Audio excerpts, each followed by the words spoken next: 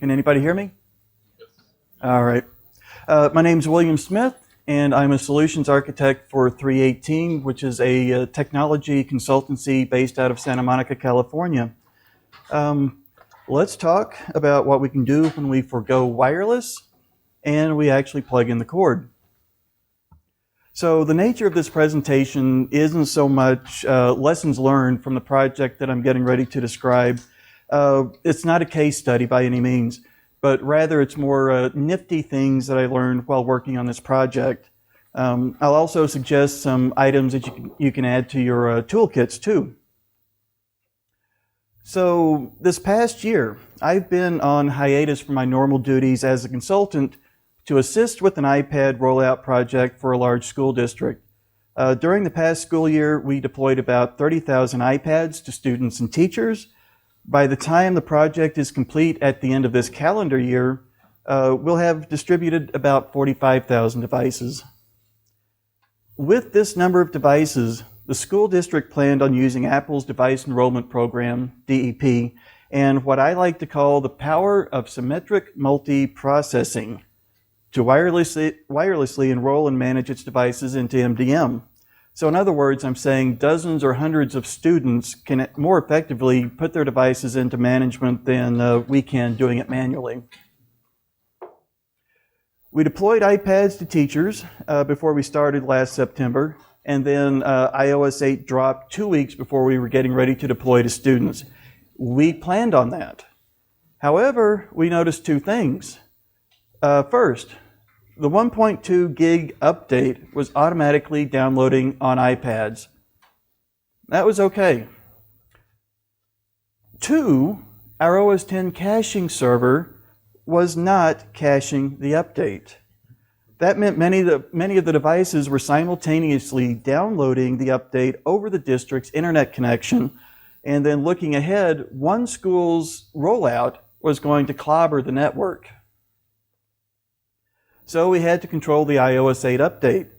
The only way to do that was to use Apple Configurator, which cached the 1.2 gig update to the max, and then the only way to use Apple Configurator was to physically connect the device, all the iPad devices to the workstations and update each one. We could do 20 per workstation at a time, and we had about 16 workstations going at any one time. So device by device, box by box, pallet by pallet, 10 devices per box, 27 boxes per pallet, we upgraded about 25,000 iPad devices in 7 business days. We hired professionals to actually do all the 25,000 devices, which was the primary reason, somebody gets me on this, which was the primary reason this sub-project took as little time as it did. And here's what was cool about it. They had developed a little in-house Mac application that did something simple but extraordinary.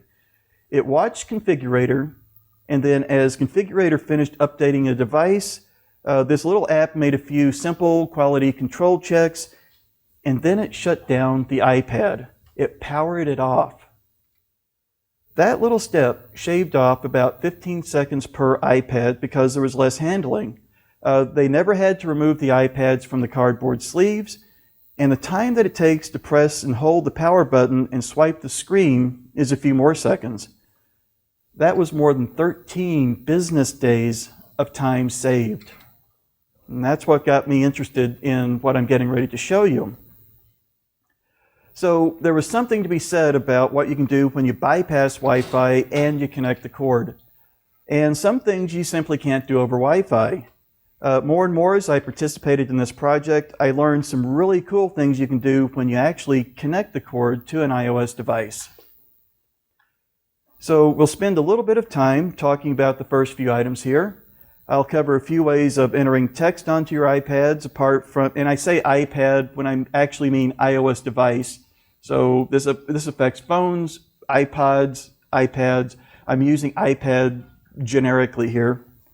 I'll cover a few ways of entering text on your iPad apart from using the on-screen keyboard, and then how you can use that to speed up and prepare multiple iPads with the same information. When MDM can't talk to your iPad wirelessly, We'll see how you can connect it to your network and how you can save a lot of headaches. How many people know what I'm getting ready to talk about on that?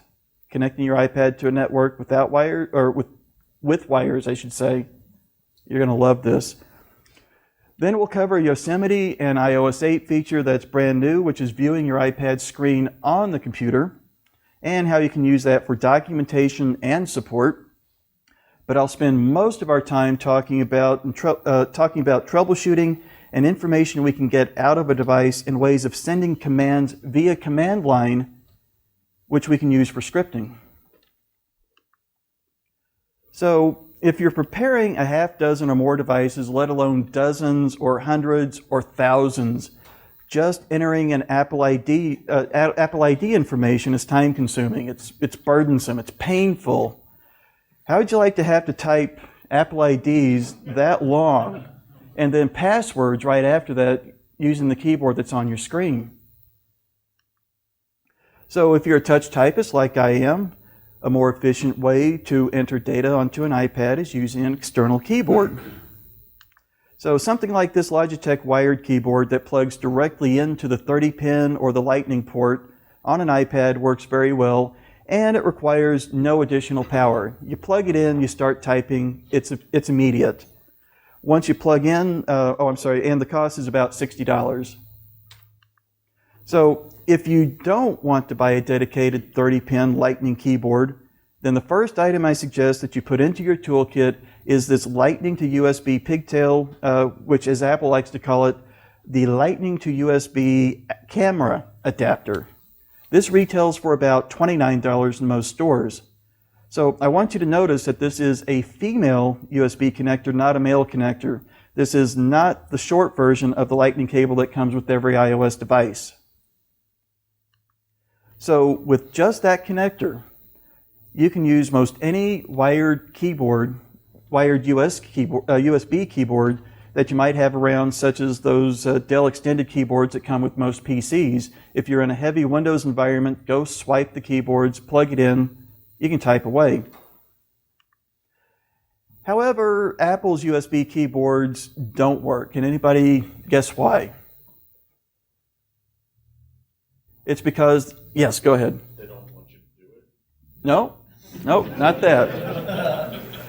I make a very specific point about saying those Dell keyboards, because those Dell keyboards that I've seen are typically in schools the most basic kind that you can get, and they have one thing missing that Apple keyboards don't, which is built-in USB hubs.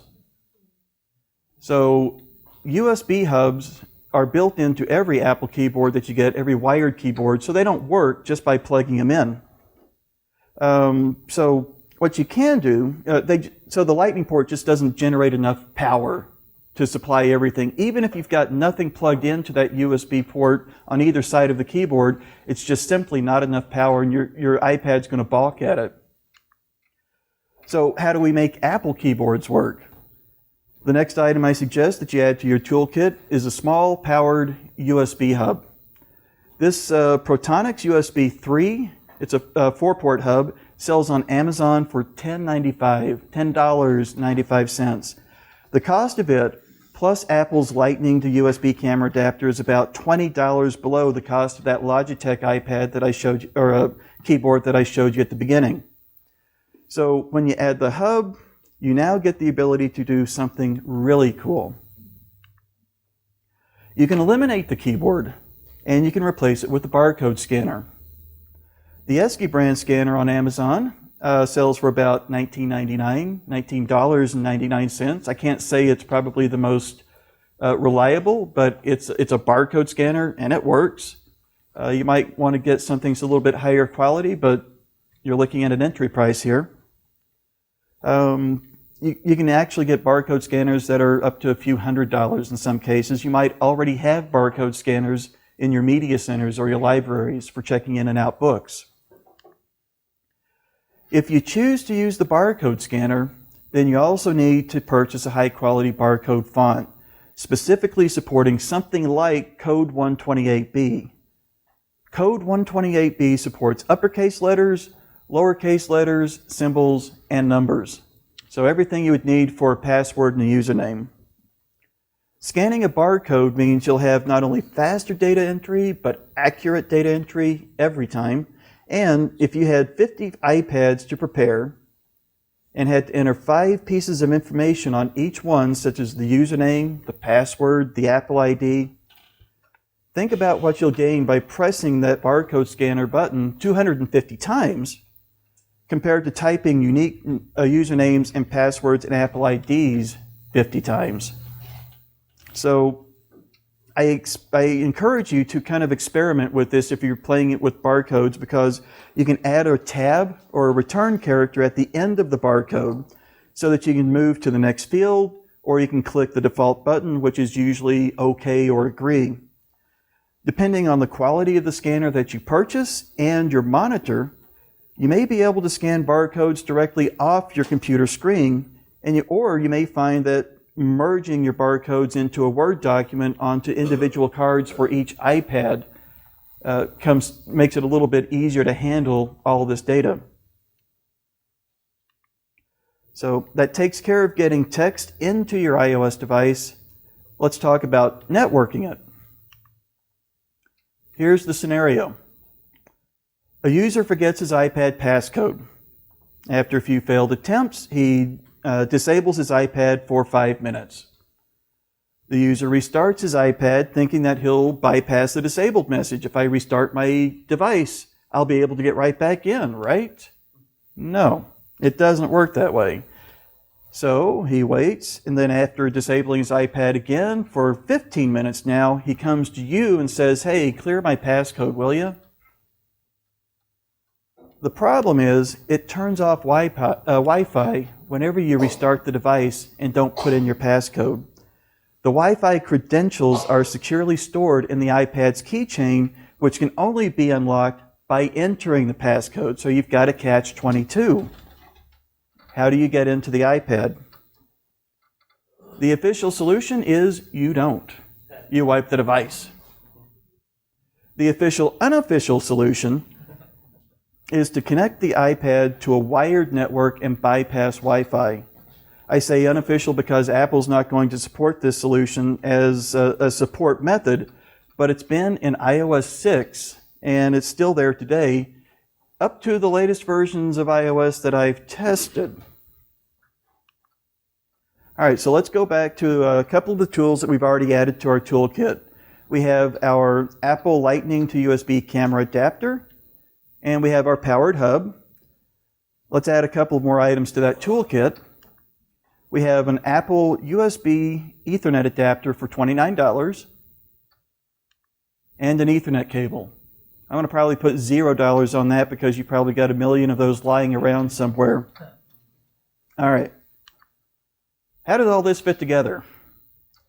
First, you plug the camera adapter into the iPad. Then you plug the USB hub into the camera adapter. Be sure to plug the USB hub into power, by the way. Connect the USB Ethernet cable into the hub. Connect the Ethernet cable to the USB Ethernet adapter. Finally, you're going to plug the Ethernet cable into the wall. Simple, right? So it sounds pretty convoluted, and it is. But what does this do? Remember, the Lightning port on the iPad does not have enough power to support a keyboard. So we have to put that USB hub to add power. So then we connect this to the USB Ethernet adapter, and that connects things, obviously, to an Ethernet network.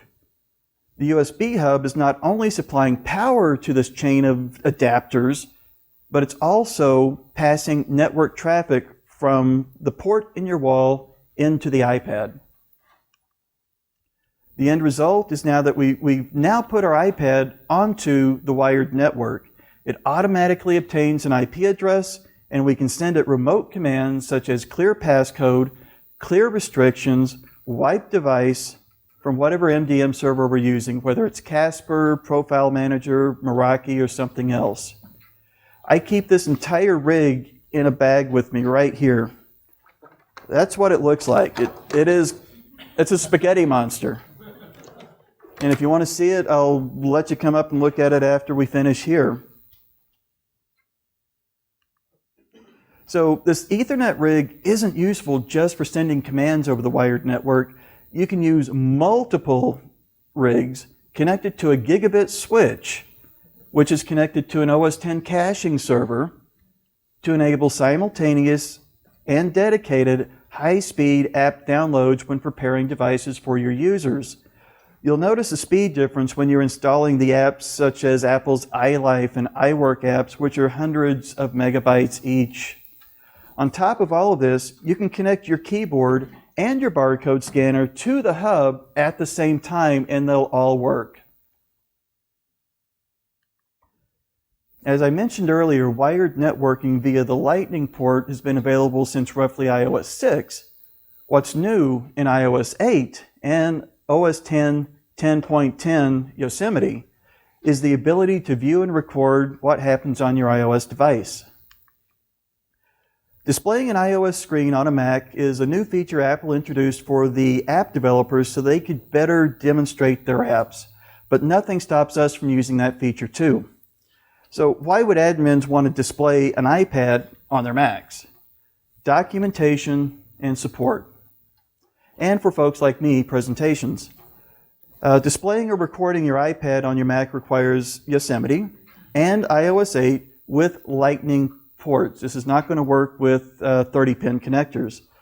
To record something from your iPad, you'll use QuickTime Player, which is found in the Applications folder.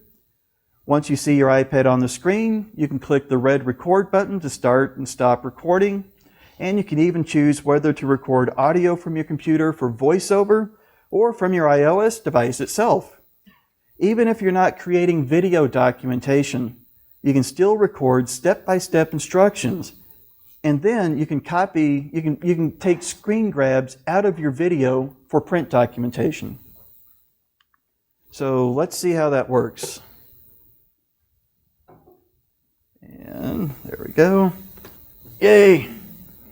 I'm going to have to turn around here.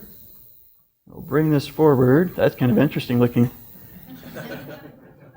All right. First thing I want to do, I've got QuickTime launched. I'm going to plug in my iPad.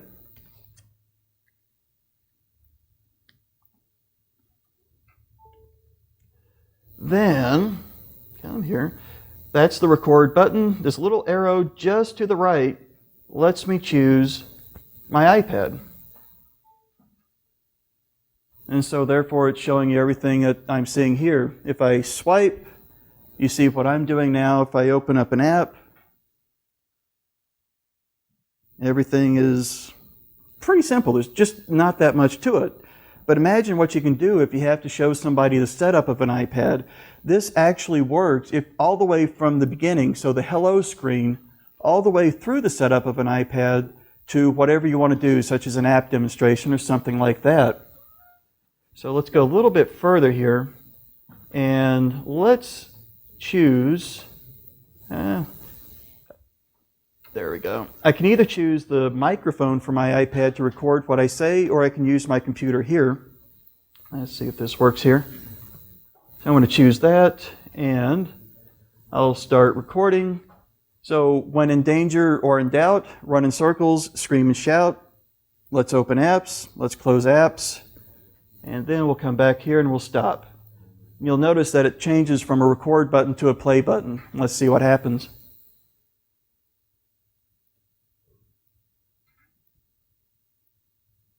Oh well, we don't have audio, but there would be audio. You would hear it. That's a good question. I don't know. I don't think so. You didn't play any media. Yeah, you set the audio source to record as the iPad. You would have to do something from the iPad. Yeah. Trust me, it records audio either way. But from here, this is where it gets kind of cool. I can grab this little bar, and I can start moving back, scrubbing, scrubbing, scrubbing. I like stuff like that right there. I'm halfway through some sort of transition here. While I'm looking at that, I can go up to Edit, I can copy, and now if I open up Preview, I can do File, New, from Clipboard, and I've got a picture now that I can paste into Word or paste into any of my documentation. So, any questions about that? Straightforward, right? Let's not save you. We'll come back to you later.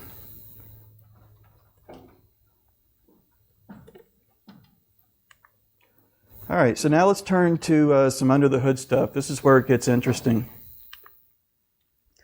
OS X and iOS are both Unix-based and share very similar Darwin kernels. While OS X allows us to peer into the workings of its system, iOS is pretty much a closed interface. We can view OS X logs and real-time data using the console application, terminal, activity monitor, and other utilities. The same activity that we see there is also occurring on your iOS device. We just need to be able to access it. So how do we do that? You may have already downloaded and installed Xcode from the Mac App Store. If you've already done that, you've got everything that you need.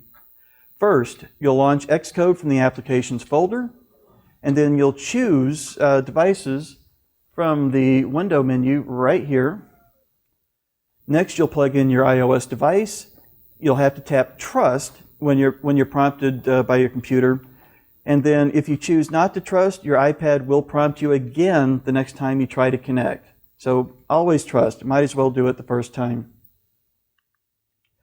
Xcode shows you some basic information about your iPad, such as name, model, and iOS version. If you click the Take Screenshot button, it'll actually place a screenshot of whatever's on the iPad screen right then onto your desktop. And that can be handy if your screen's damaged for some reason. You can't see what's actually on it, but you actually need to see the content that's there. If you click the View Device Logs button, you'll find something similar to what you'd see in the console application on your Mac. On your iOS device, these are mainly app crash logs. They're not very helpful unless you know what you're looking for.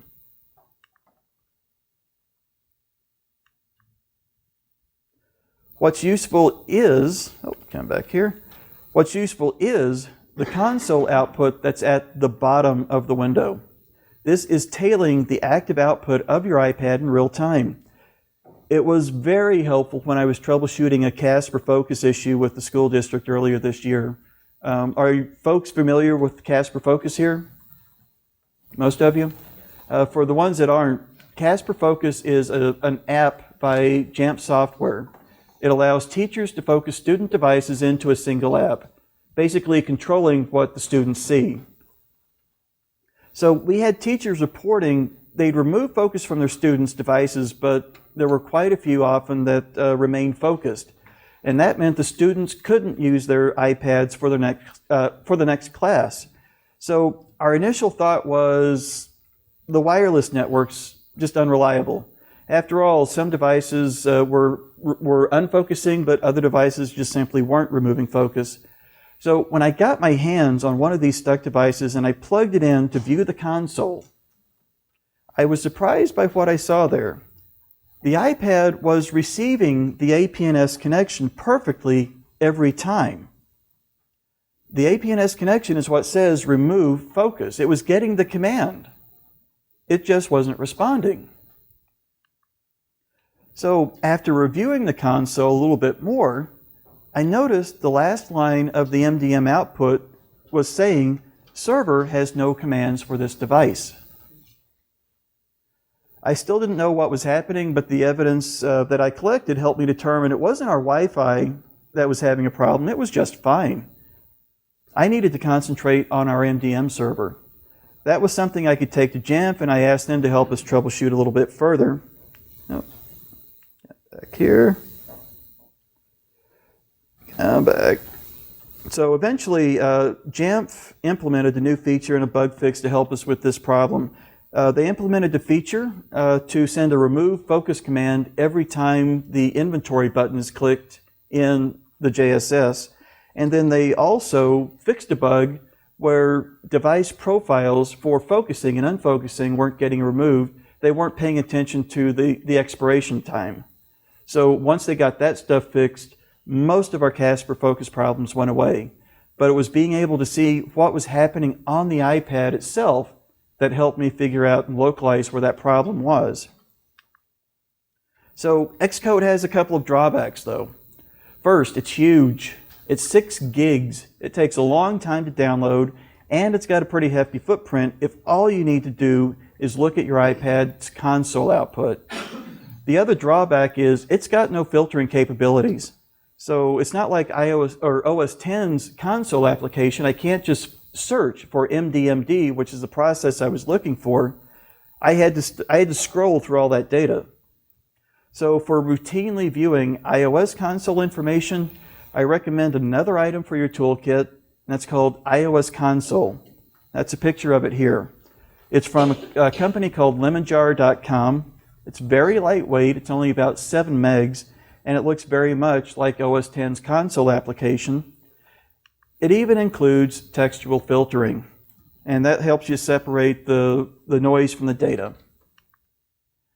iOS Console is a beta product, and you can download it and use it for free. It's available for 10.9.2 and higher. You have the option to support the developer. He's asking for about $14. That may become a requirement once it goes out of beta. And you also have the option of getting volume pricing from LemonJar too if you want to get more people this application. So finally, let's look at some command line tools that not only give us more information, but also let us automate and control our devices. Keep in mind, anything we do in the command line is scriptable. We're going to talk about an open source project called libimobiledevice. The development community started this back in 2007 when the iPhone was first released, and it actually revved up to version 1.1 or 1.0 in 2010, roughly around when the iPad was released. The intention was to develop tools for use on Linux with iOS devices. As of today, version 1.2 supports not only OS X and Linux, but also Windows. libimobiledevice doesn't use proprietary libraries or calls that Apple deems that are off limits, and it doesn't require you to jailbreak your iPhones and your iPads. Everything it does so natively, both with the 30-pin and the Lightning connector devices. And as of early June, the website reports, yes, libimobiledevice does work with iOS 9. And I'm going to add to that mostly. All right, what does libimobiledevice do? Come back here. What does libimobiledevice do? The installer places binaries in your USR SBIN directory. The names are fairly self-explanatory, but if you're not sure what something does, you can type the command and you can append -- help to the end. So in this example, I'm running help against the iDevice info command.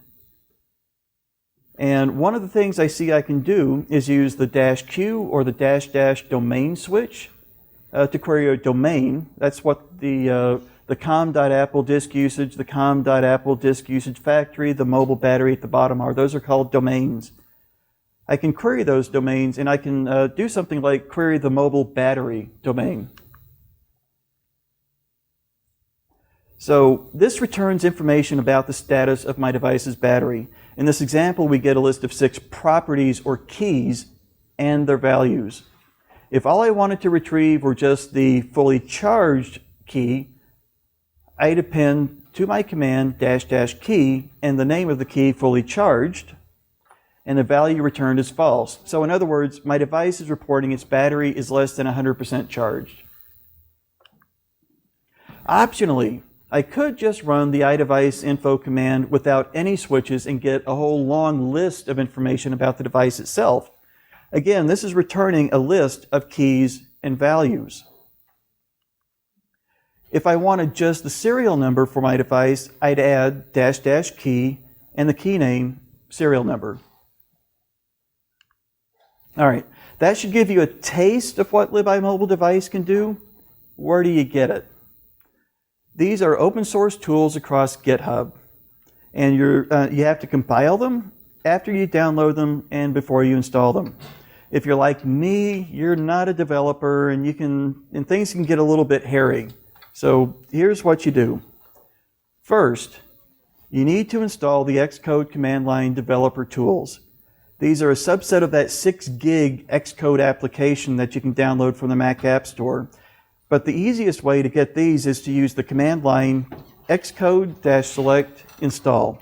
This goes out to Apple's software update, and it downloads and installs the tools. So let's see what that looks like. I'm typing in Xcode-select-install. It prompts me from software update. I accept the license agreement. Takes about a minute or so to install.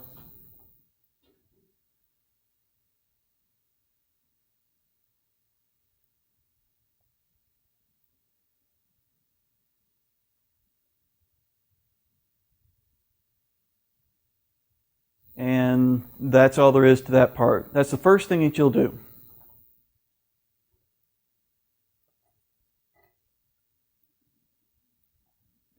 Now, if you want to take advantage of iFuze, which is a sub-project of libimobiledevice for browsing your iPad's folders and files, you'll need the full Xcode installer. Don't do this.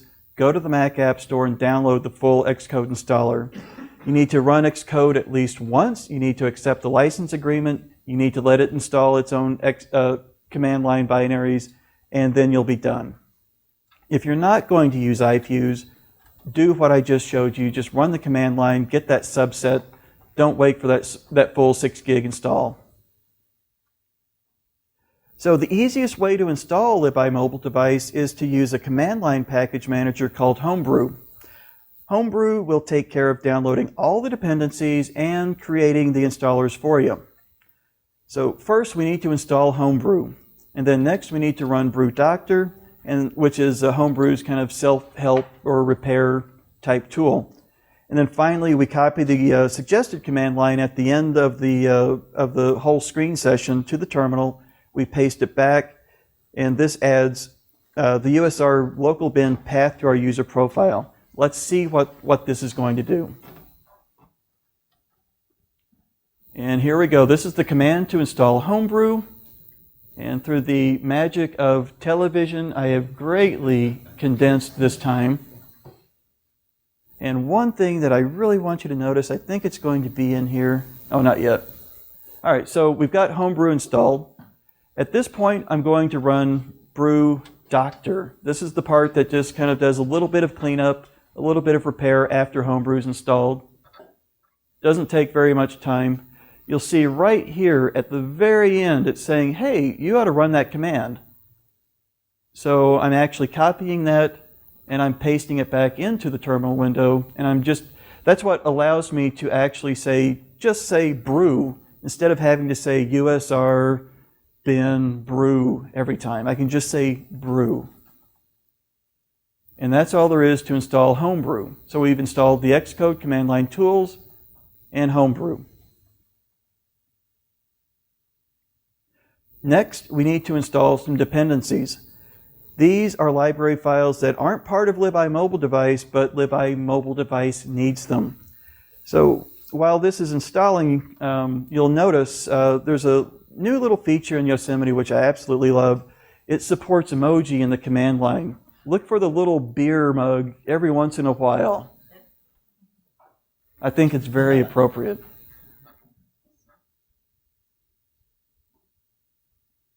And again, through the magic of television, this up here only took just a couple of minutes. You're looking at probably a good 10 minutes worth of stuff. I didn't want to bore you.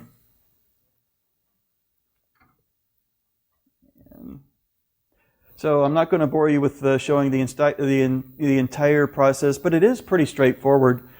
These are the commands that I just ran to install the Xcode command line tools and Homebrew. And all of this stuff is going to be available for download later, so don't feel like you have to quickly type everything out. And then these are the commands to run the install libimobiledevice using Homebrew. And there we go. One more tool that's part of libimobiledevice that doesn't download and install with the rest of the utilities is iFuse. That's what lets you browse your iPad's folders and files.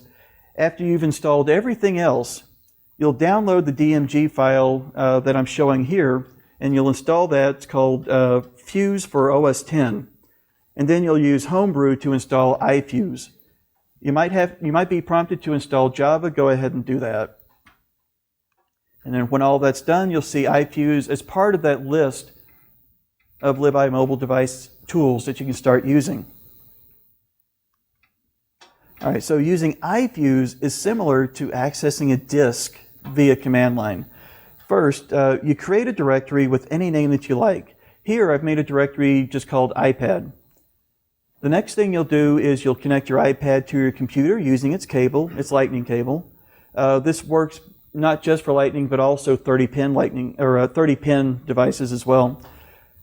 You'll run the iFuse followed by the name of your directory. So just iFuse and then iPad.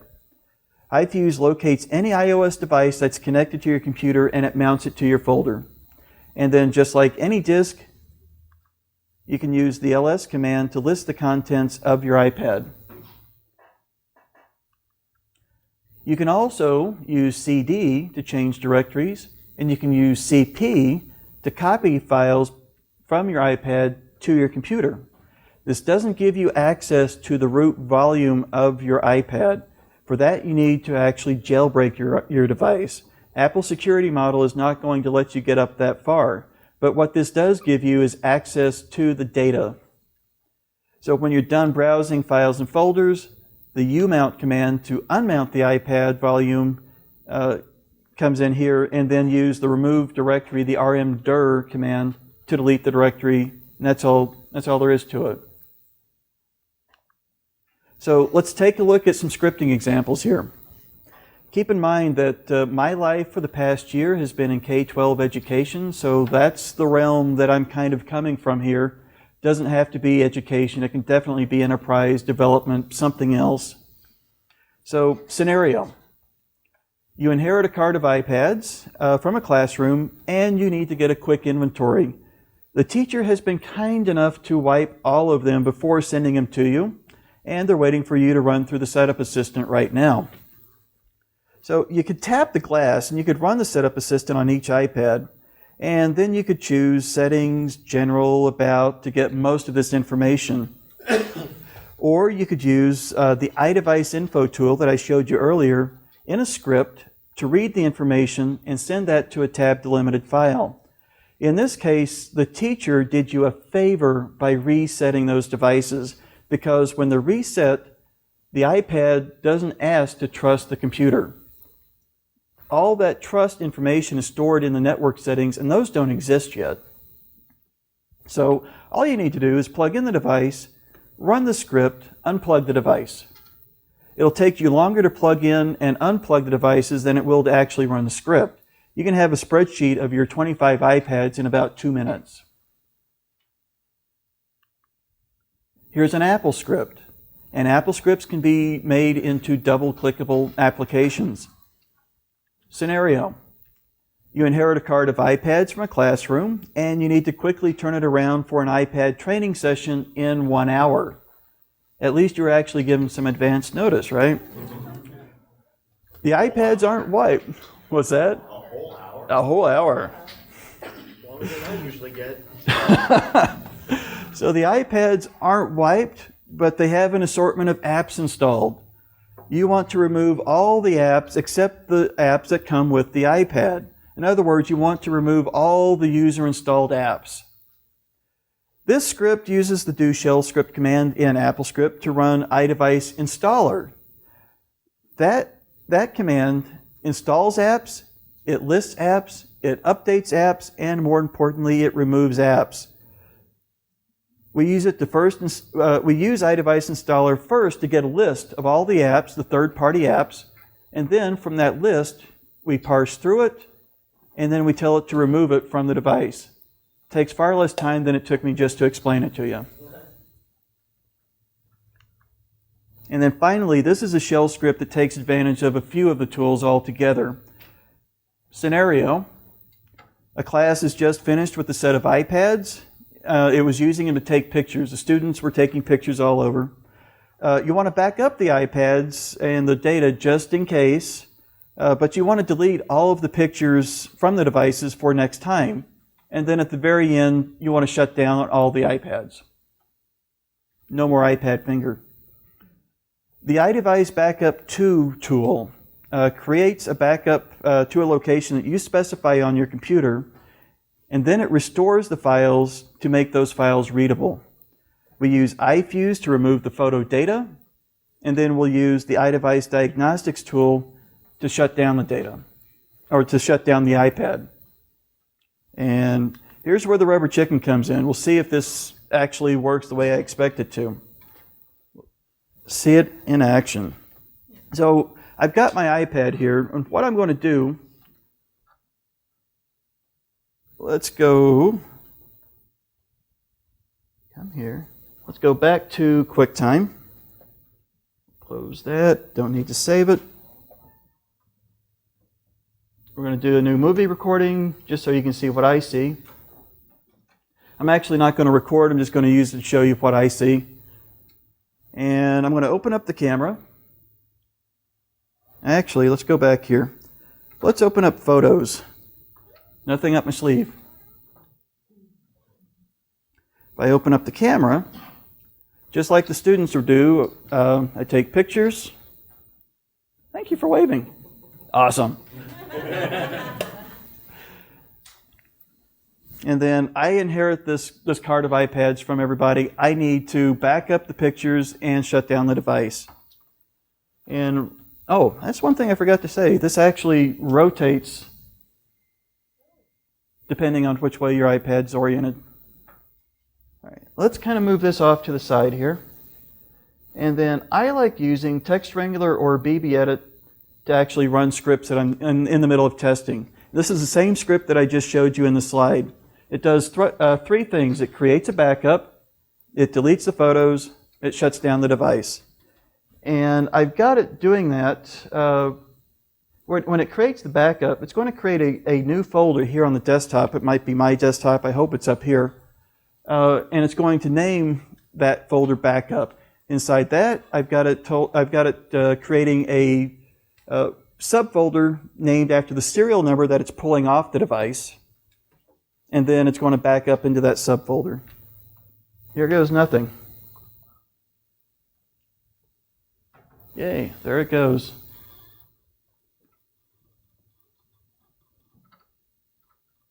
And because we've got just very little data on here, it doesn't take very long at all. All right, that's the output. The script is finished running. This is stuff. But what I like here at the very end, everything has been backed up. The backup has been successful. I'm going to close this window to get it out of the way. And let's go look in this backup folder. So this is a serial number, again, that the script pulled from the device. Inside that are two folders. This folder here is the actual backup stuff. The folder above it, and this is again what I ran as part of the script, was called, the command is called unback. I'm assuming it means unback up, which doesn't really make sense. It's essentially converting all of the backed up data into something that's readable. If I open that up, it kind of looks like an OS X subdirectory, but now you see folders and stuff that kind of look familiar. And I believe it's in mobile. And is it library? Not library. Media. There we go. Inside media, DCIM. Inside there, if you're familiar with cameras, DCIM might make a little bit of sense to you. And you see I've got three files here. If I choose one and quick look it, it's the picture that I took right here. Now let's do one other thing. Oh, let's get out of that. You'll notice I'm no longer connected here. And trust me, the photos are not on here anymore. Yeah, why not? Let's iPad finger here. I'll turn it on. One moment, please.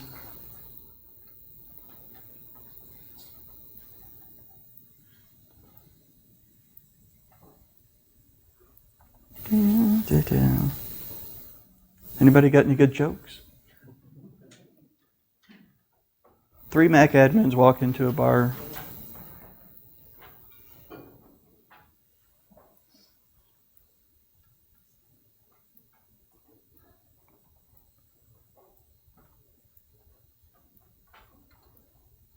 There we go. So if I go look, I go into photos, they're all gone. All right, back to fun. So that's the demo. Thank you, chicken. So today we discussed a couple of methods for entering text, such as simple keyboards and barcode scanners with barcode fonts. The more complex setups use the USB-powered hubs, and those allow us to actually also network our devices. New in Yosemite is and iOS 8 is the ability to display the iPad screen on the Mac, make videos, capture screenshots. Don't forget, this is also useful for remote support.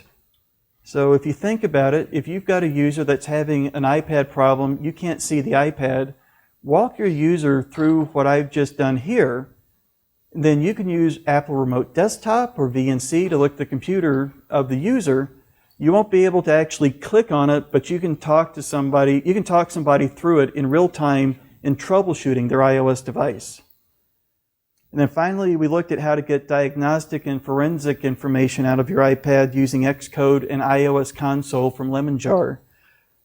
We touched on the libimobiledevice toolset for reading information, sending commands, and demonstrated that those tools could be fit into larger scripting projects. Any questions? Yes. Two, actually. The first one's about the command line tools and what you can do connecting to a computer. Mm-hmm. If in your MDM you enable a feature to not allow pairing to another computer, does that actually let any of your tools still work? So, repeat that one more time for me. There's a feature in the MDM where you can tell it not to let your iOS device pair with the computer. That's absolutely right. So if you enable it, I'm assuming you pretty much cut off all Right. that access. So the question is, if in your MDM you have disabled a feature which Apple allows you to do, which is don't allow your iOS device to pair to another computer, that will effectively cut you out from being able to use any of the libimobiledevice tools. Absolutely right. We have frankly found no reason to disallow that. If you're in a secure environment and you need to prevent backups, that's one thing. In our case, in education, we actually encourage people to back up their devices. So it depends on what you need to do and what the importance of doing that is. Anyone else? All right, with that, I give you back 27 minutes of your life. That went by fast.